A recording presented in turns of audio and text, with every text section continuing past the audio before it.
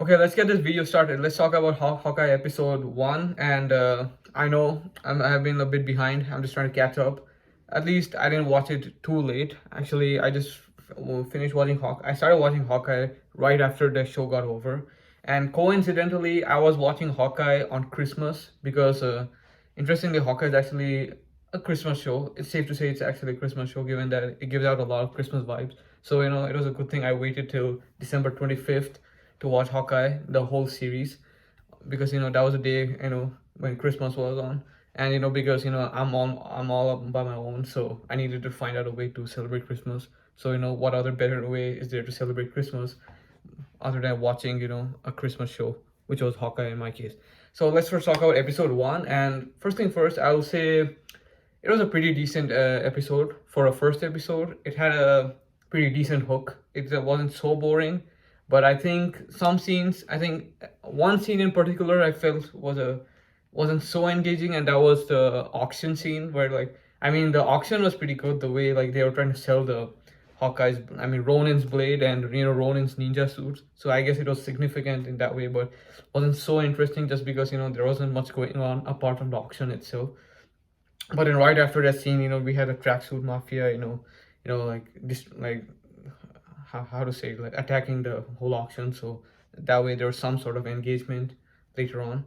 So, but then, like I was saying, there was a lot of Christmas vibes.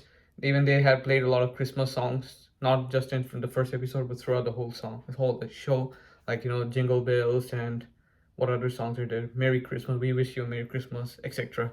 And let's talk about Kate Bishop in particular. And I have to say, Kate Bishop she's actually pretty decent. I would say her combat skills, her archery skills. We saw her destroy a whole clock tower in the beginning, just to show, which just clearly shows how much of a fan of Hawkeye she truly is, which is very interesting because it's very rare for someone to actually be a fan of Hawkeye compared to the other Avengers, not just in the Marvel Cinematic Universe, but also in real life. How many people are there who are gonna say I'm a fan of Hawkeye? But in my opinion, I feel like Hawkeye is pretty underrated. I'll say that for sure. And yeah, let's continue talking about Kate Bishop.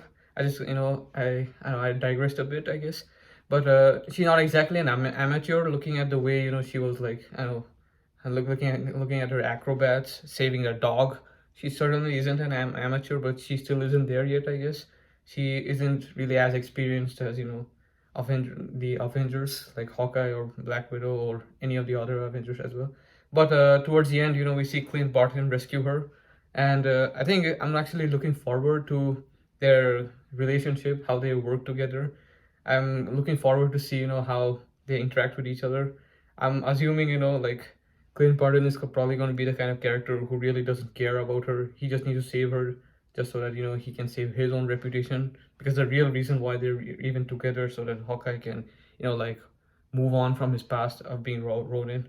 So it's going to be something exciting to anticipate in the future episodes, which I'll be talking on in the later videos. So until next time, see you.